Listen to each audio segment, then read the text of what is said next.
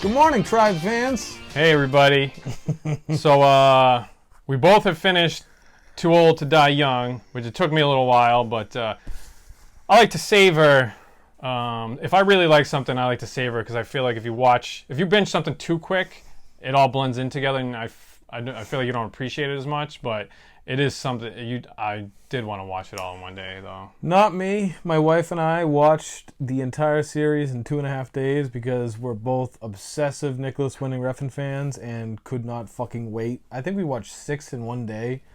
So, yeah, 2.5 days we watched that whole motherfucker, and it was everything we hoped it would be. Yeah. You turned me on to Refn. Years with Bronson. With Bronson. Was it Bronson? No, Pusher. No, before that, Bronson, because I watched Bronson on a blind rental from Hollywood Video in Malden back in the day. And we were like, yo, this director is so different, so stylish. Really? You saw that before Pusher? Yes. Then I went back and immediately on Amazon bought Pusher on DVD. And we saw all the Pushers and watched Fear X. Like, we went in order after that. Yeah, and then, I don't think I've ever seen Bleeder, though. Bleeder I saw. It was on YouTube. It's kind of hard to find. For a while. Yeah. It's hard to find now. I don't think Refn is proud of it. No, it's. I think Fear X is the only one he has a problem with. But I still enjoyed Fear X, though. Yeah, I did too. It's got its flair. Bleeder is a good movie. You should definitely track it down. It sounds like a good movie. If you find someone gets injected with AIDS as punishment more than once in the movie. Oh, that's what it's about? That alone, it's fucking worth watching. I guess, it's a comedy, by the way, folks. So yeah, something all the kids can crowd around the TV set and enjoy. But we went in order after that. So by the time Drive came along in 2011, I believe, we saw it in the theater. And holy fucking shit, is that we just said in our review of Under the Skin, that's my favorite movie of the 2010s. The only other one that could be is Drive. Because Drive, I could literally watch. Me and my wife both could watch it every single day. It's on my phone all the time. I own it on iTunes. I have it downloaded to my iPhone. Yeah, that's like one of those movies. Anytime you get a new TV or new piece of technology where you can watch something on it, you watch Drive on it to see how crispy it looks. When I go to the Apple Store, I go on iTunes. I watch Mad Max Fury Road trailer. I watch the Drive trailer, and now especially you watch Refn's style progress so much between Bronson and now. Yeah, when you get to Only God Forgives. All the substance is gone. All that's left is style. Don't get me wrong. We watched that movie twice in 24 hours. Like it's the style and the look is so gorgeous. It's worth watching. You could watch it just for the music and the look. But then you get to Neon Demon. The style is to just a whole other level, which is at that level still throughout the entirety of Too Old to Die Young. Absolutely. And the best part as a whole for Too Old to Die Young is you have Refn doing his thing as a director, visually, stylistically, the whole package, whole big NWR package, by NWR hashtag. Yeah, I love that. But you have Ed Brubaker tying everything together with the story. Right. Which, let me say I made a mistake. He co-wrote it, because I want to give Refn some credit. He co-created it, too.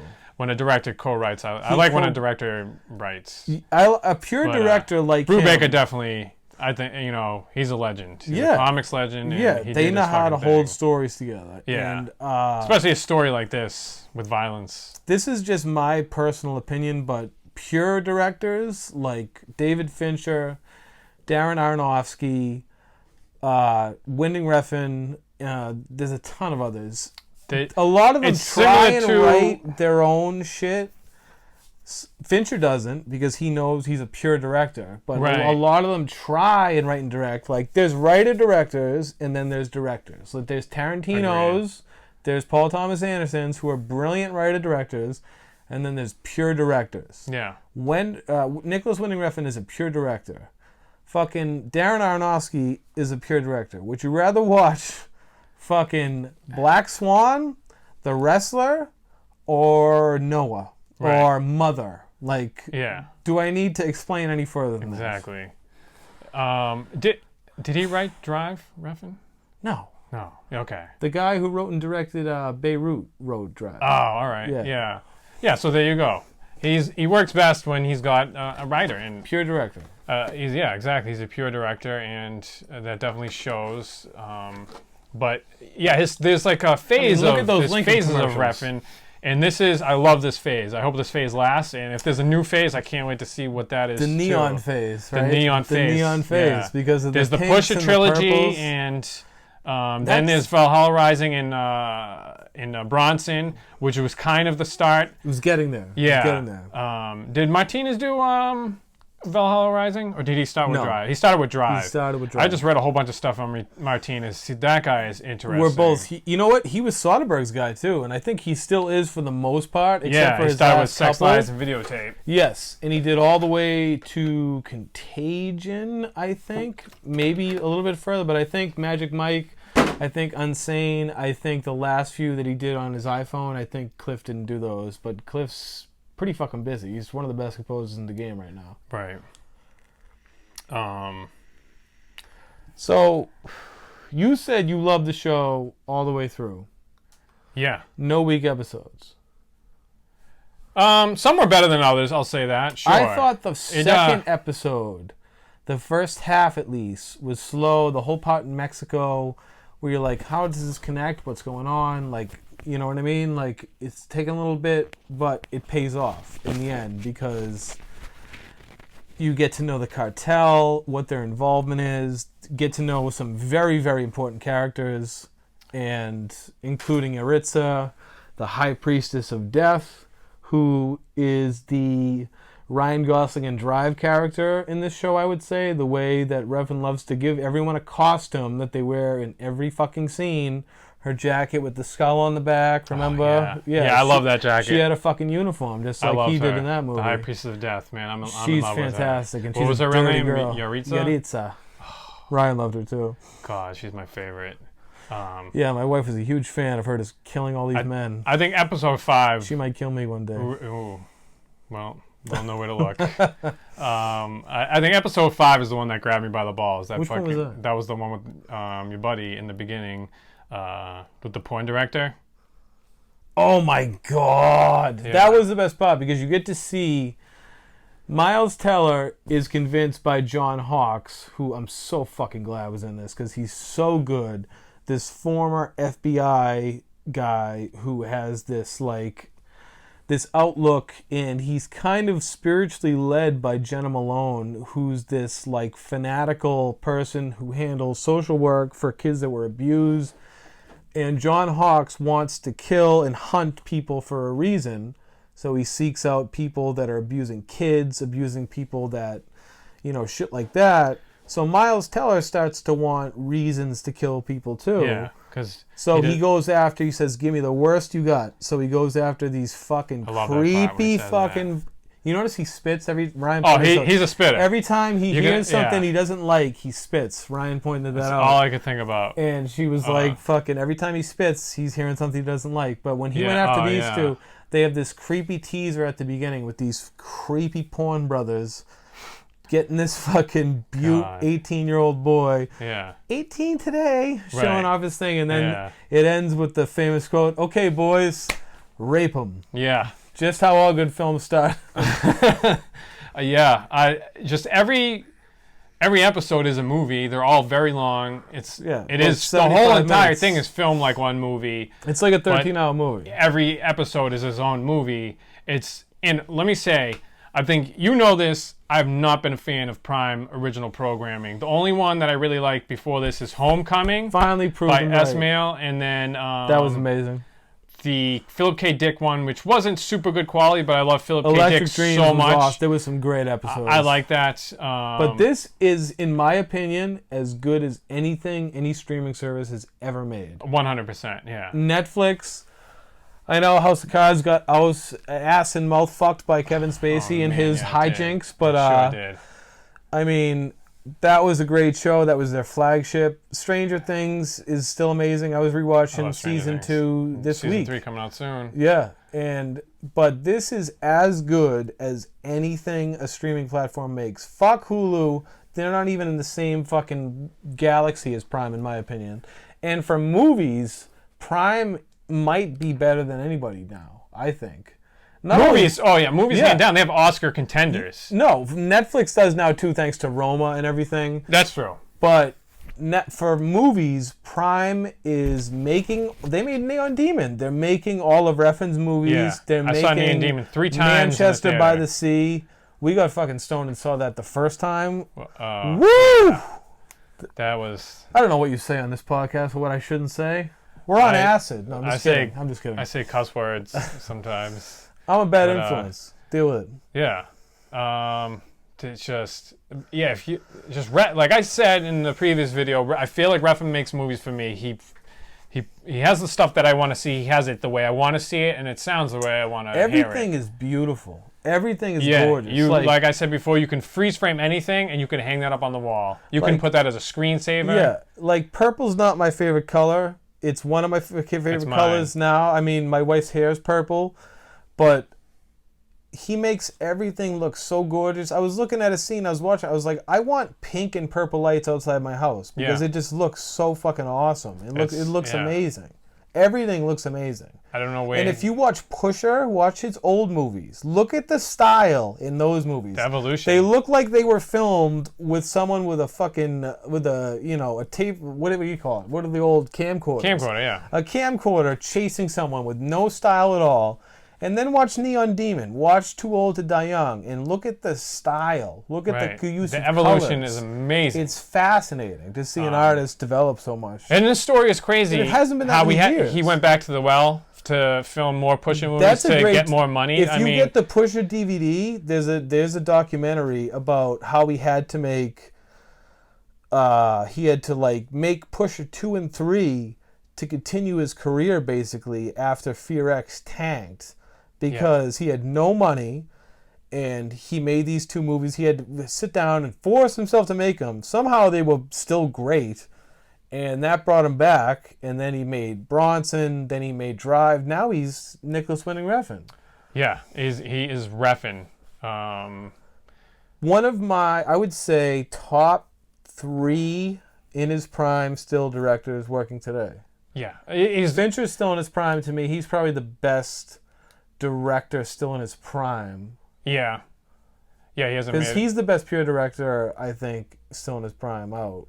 And he can do big budget stuff, and he can get Nolan's up critical reception and critical. Yeah, but commercial, Refn and commercial. I meant commercial. Yeah, commercial. Refn, he's not for everybody. But that's too much. It's that's something like Amazon. That's why it's. But I understand why. Yeah, I'm not. He's not for everybody. I'm not going to argue with anybody. Ultra-violent. If you don't like ultra-violence, if you don't like graphic, there's a lot of rape. It said at the beginning of half the episodes of Too Old to Die Young. There was rape. A lot of rape. Yeah. There's a lot of dirty sexual shit. Rape triggers you. I mean, there's a lot of. There's the VR fucking masturbation. Instruction That's scene? not going to hurt anyone's feelings because seeing Jenna Malone discover that's just going to make Jenna Malone have more fans because I was already a fan of hers from Neon Demon. Jenna Malone is a good girl. She's a good egg. Good egg. And we love good eggs. Yeah. And the High Priestess. They're delicious. High Priestess. Did you find her beautiful? Oh my God, yeah. Did you? Yeah. I think she's a pretty girl. She looked like my mom. I'd have sex with her too. Yeah, me too. But I'd rather fuck his mother. But yeah. So there's some weird mom.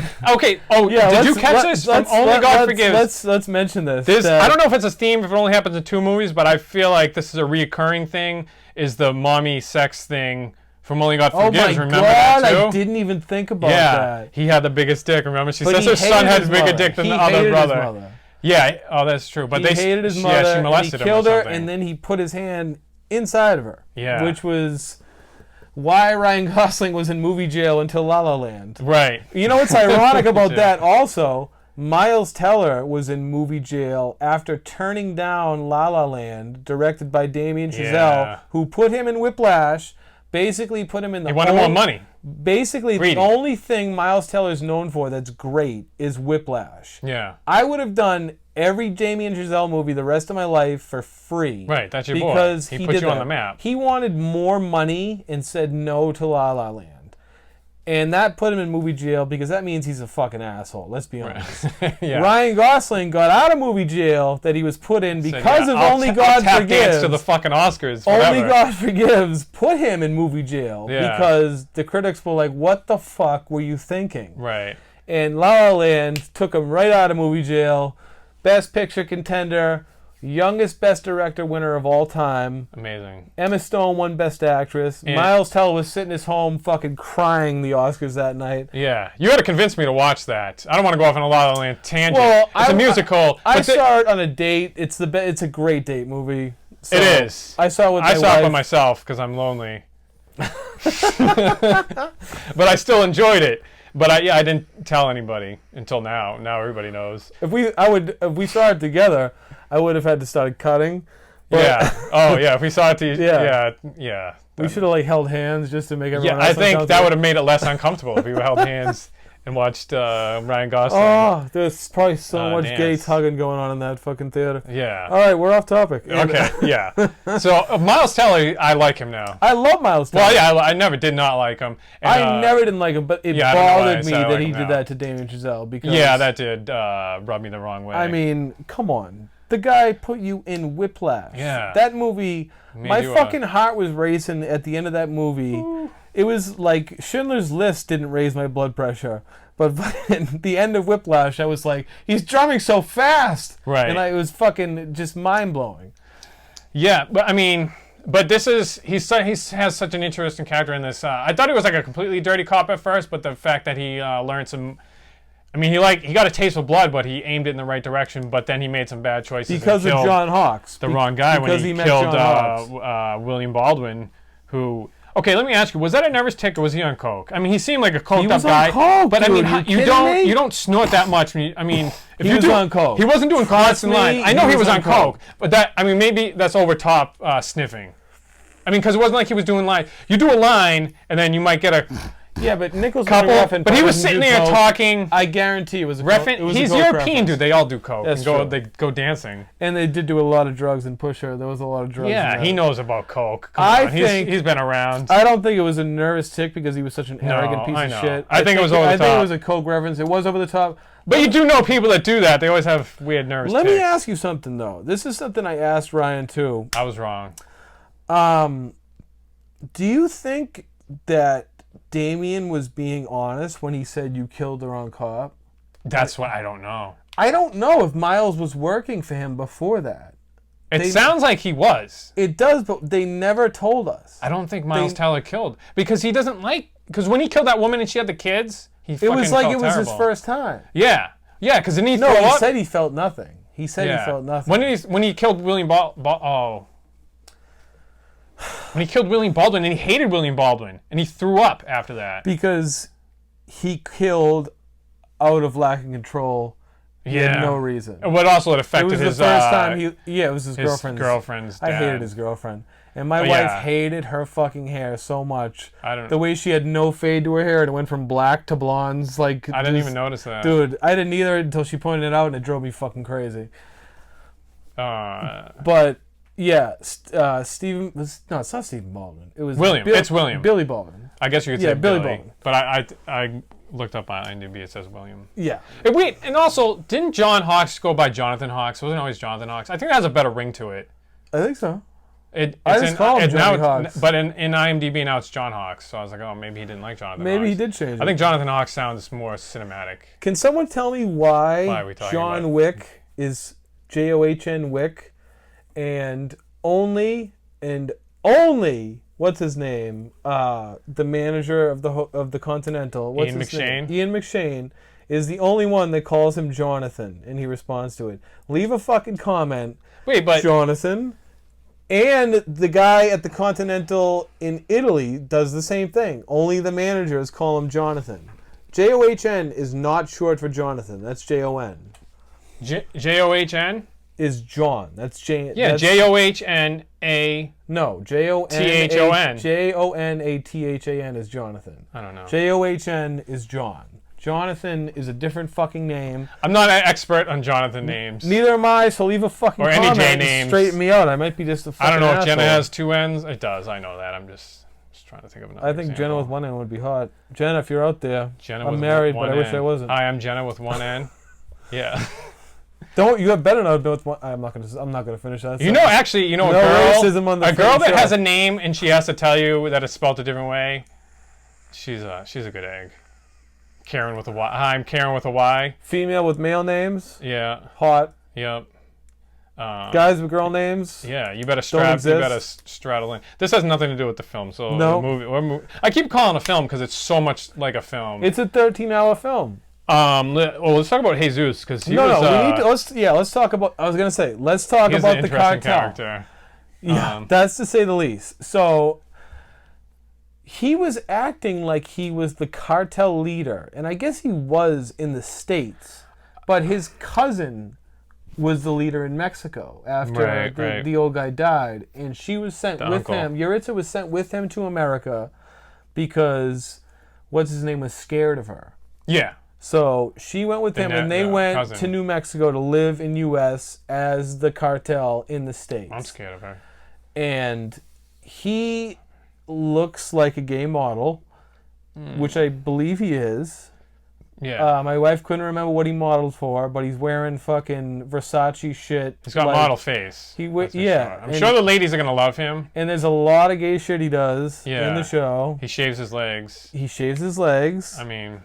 None of us mind being degraded and having a woman spit in our mouth, but it gets way worse. Yeah, toss a finger in somewhere. Yeah, tossing the handle of a fucking whip somewhere is a little different. Yeah, that's... And not the kind of whip that you use in the bedroom. The kind you use on horses. Handle. Yeah, that's a big handle. Yeah, like it took her 8 minutes to moisten it. Yeah, she had a lot of spit. She actually called Miles Teller over to spit on it a little bit. Yeah, he wasn't even alive anymore. No, they just emptied out his head. I hope you've watched this before you're watching this video. Oh yeah, this is clearly an overview. So if you haven't watched the series by now, sorry. And did it bother you that by episode 8, Miles Teller, our anti-hero? Yeah, because I really grew to like him, and it bothered me.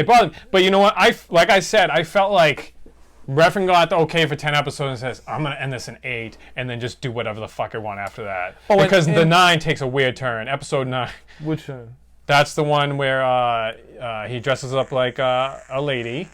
And then John Hawkes goes ham, gets a shotgun, an exploding shotgun, and blows up the trailer park, Nazi trailer park, and Santa Claus. That was the best. Santa Claus didn't do anything wrong. The shots are so funny because Santa's like fucking... and it had the classical music a la Kubrick. Yep, a la Kubrick again, just like our last video. Mm-hmm. And I will always pick up on any Kubrick nods. Yes, we're Kubrick psychopaths, and we're gonna have to review everything. 2001's got to be last because that has a special meaning for both of us. Yeah, but there will be Kubrick reviews on this channel. Right. Me, him, and my late father's favorite, 2001 will be the most important. Absolutely. But maybe that'll be the next Father's Day special or some shit. But did you feel like that Refn just took that episode to do whatever he wanted with? Because it just seemed like it didn't have like a coherent story. It's weird because I know Amazon would have had no trouble doing 8 episodes. Yeah. The only thing that's weird to me is every episode was an hour and 20 minutes. And the last episode was 31. Right. Like they could have just made 10 1-hour episodes. They could have. He would have died in episode 9, and it would have died with the High Priestess of Death shit at the end. I know. But whatever... I trust whatever he did, he had a reason for doing it. That diner scene... It was Brubaker, too. Yeah, so they all had their reasons. They sat together and talked about it, so they had a reason. Ryan I don't said know it yet. maybe there'll be a season 2 with Yuritsa. I can't see Refn doing another season. And I can't see it done without him. Yeah, if anybody directed, I don't care if it was a director I like. I don't care if Nolan directed it. I don't think I'd watch Maybe it. if Nolan directed it, but he wouldn't direct that. But I guarantee, I predicted this like a year ago.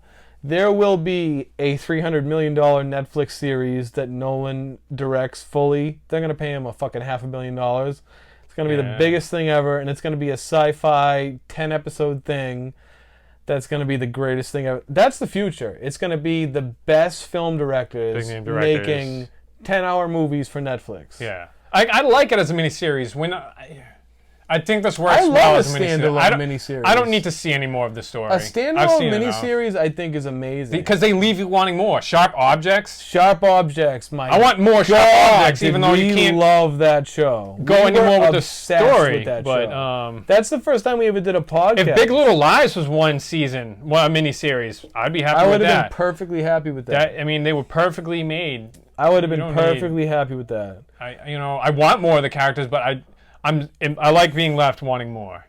Yeah, I really do think that's the future. It's going to be the A-list. Spielberg just signed on to do something for Apple TV. That's that right. I think is going to be... Apple TV is getting some big names. And so, I think, yeah, I know, and they're fucking sending... The Apple TV comes on the Apple TV app, obviously, so I don't know if it's something I have to sign up for and pay monthly. But with all the Disney shit and everything coming down the line, I'm going to have to just wait and see what's what. But it's like Apple Music. They have their own shows, their own content and stuff. But there's so much streaming. Prime is fucking on the come up. We share Netflix and Prime accounts together. Let's not talk about that. That's illegal. I mean, we share... We're married. We live together. We live in the same house. We share what we like to each other on these on these two platforms. Yes. And fucking, I've been more of a Prime proponent because it's the first one I had before Netflix, Jack so Ryan I've always been watching it. Jack Ryan was not great. Okay, good. There I just want to hear you say those words. Not a lot of... The only things I've loved as far is the first season of Goliath. I loved. Oh, you love your little guy, your little cop man. Bosch I like because I like the books. Bosch. I like the books. And Bosch, I hope they find his body in a bush. He doesn't like fucking non-true crime books. I like crime books. Like, I love I want to know that it happened. I love the Lahane, Kenzie Gennaro books. If you're like, oh, Bosch was a real guy, I probably still wouldn't like it. I love Titus Welliver, too. And Bosch is cool. It's not The Wire, but it's a good cop show. Oh, nothing's The Wire. Yeah. And I don't know. But Prime is on its way up. They're doing all the right moves. They're producing a lot of movies. And every year, for the next 5 years, you're going to see at least a couple big movies nominated that are made by Amazon Studios. Netflix is following them for once and doing the same thing. Last year with Roma, I think, was their first big one. Overrated. And... Overrated. I fucking hated that movie. Okay. And I love Alfonso Cuarón. I'm a huge fan. But we forgive it because it's looked at as like a personal... He's from Mexico City. Visually, I can see, but it didn't grab me by the balls. It's a passion project. I couldn't stand that movie. I couldn't wait for it to end. Yeah. But I looked at the clock. Children of Men, Gravity. I mean, Children of Men. I was thinking about watching that last night. He's a genius. Even Harry Potter, he made fucking awesome. Like he's a great director. But again, you'll see. You know what? I love how fucking just pretentious and shit. Our boy Nicolas Winding Refn. We remember when he was nothing but big giant letters hashtag by NWR at the beginning of every episode, and then at the end, directed by Nicolas Winding Refn with the big shiny skull and the snake. He's just so over the top. Like it's the best. He just doesn't give a fuck. He doesn't give a fuck. He's gonna do what he wants, and I'm glad Prime gave him the reins. Well, Only God Forgives was first released on Prime. It wasn't a Prime original, but they released it first. Then Neon Demon was a Prime original, and then it went to Netflix. So they got a relationship, and I like it. They're friends. I think they have like an ironclad, like it's gonna be years relationship. I think they probably agreed to make his next few movies if he would do this. You know how I was talking to Ryan about this. You know how fucking long this show must have taken to make. Oh, that's all I can think about. For a director like him to make a 13-hour fucking movie, that's 6 Refn movies. Yeah.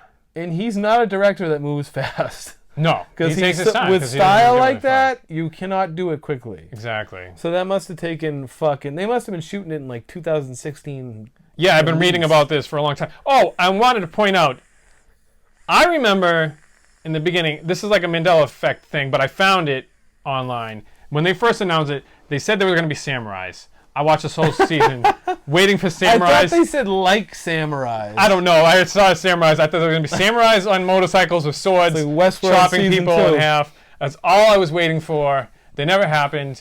There was a sword chop, though. They cut that guy's hand off. I always want to call him Caesar, but Ryan pointed out his name is Damien. Damien, yeah. I love Damien. Damien was His a great voice character, was man. so cool. Yeah. And when they And were just throwing up, they were doing the Jamaican dance and shit, Right. playing the music. And Chopping when they apples in throwing up half. the fruit, and he was Yeah. chopping it in half with the Little fruit machete. chopper. You could tell that guy was born in either Jamaica or South Africa, and he He's went got through a some vibe to shit. him. Yeah. He was not going to be easy to kill. No, he doesn't take any shit from the cartel. And he laughed in the cartel's face. Yeah, don't do that. Laughed in the cartel's face with no hands. That's Yeah. how gangster. Yeah. That's how gangster Damien was. Rest in Yeah, peace. Damien was a cool motherfucker. Rest in peace. What other character? But the police department. What a joke! Oh my God! fucking This God. didn't do the LAPD any favors. when Miles Teller got off the phone with Red? No, what was with his name? Red, I think it was yeah. Red. Oh my God! When he was talking with Damien there, and he's like, "Please tell me he's not a police The officer." first thing out of Damien's mouth was, "Please tell me that motherfucker was not a real cop." Yeah. It was dynamite. Oh, it was tremendous. Watch the show. Yeah. If you don't like it, how many episodes did it take you to get hooked? I loved it after one. I mean, I was hooked by one visually. If you Five got me if- into the story, like really. If episode 2, but it shouldn't take 5. the first Episode 2, that's a lot of backstory. the first half to, of episode 2. 2, you're thinking this is getting slow, just fucking stick with it. Yeah. Because trust me. Yeah, 2 is a little slow, but there's some backstory. Yeah, there's a reason for it. There's a reason for 2 it. is necessary. You need to know why the cartel is in the state it's in, why they need Jesus and Yuritsa to move to the United States. But like Refn said, he doesn't care where you start the film or the series or how much you watch. So you could probably skip 2. I mean, you probably might be a little lost, but there's more about the style than the substance. I don't know. Well, Refn said it. I'm just quoting I'm just him. saying, I disagree with it. Yeah, I mean, you might be a little lost, but there is substance to this. There's definitely substance. Oh my God, yeah. There's actually more substance to this than his other stuff, his other work. Because he had a co-writer. Except for Push It. There's some great stuff. He is a good writer. He's not as bad as Aronofsky. Aronofsky's the worst. He's the worst. He's the worst writer in the world. What happened to him? If someone else writes his Requiem for a script, Dream is he's so amazing. You know why? Because Hubert Selby Jr. was over his fucking shoulder with a hammer saying, don't fuck up my book. Do it the right way. And he was adapting a fucking novel. Yeah. Who wrote Black Swan? I don't know, but not fucking Aronofsky. Not Aronofsky. That's for sure. But Jennifer Lawrence pussy made you go crazy and write terrible movies. That's right. I watched the first half hour. Him. I watched. She's so With her polluted. vapor waves. I watched the first fucking half hour of Mother, and I was like, I don't know what your problem is, man. I think this is pretty good. Exactly. I told you that was 45 gonna minutes happen. later, I was like, that was the biggest piece of shit I've Saw it ever in the seen fucking theater in my life. And I was like, all right, here we go. I would have wanted to walk fucking out then- after fucking. Oh God. It's like losing a boner halfway through, you know? My God. I'd lose a boner with fucking Jennifer Lawrence fucking watching that movie in the background. Yeah, that's true. That would happen. Watch the fucking show though. Yeah. You'll love it. If you're into any of the, if you're subscribed to this channel, you'll love it. Yeah. Yes, yeah, just give it a chance. Yeah, I mean, it's got fucking crazy violence. That's what people want to see. Ultra violence. Ultra fucking violence. There was a few Clockwork Orange nods. I Absolutely. can't point them out, but it made me think of it a couple times. So there's a lot of ultra violence. Yeah. Watch All right. it. Watch it.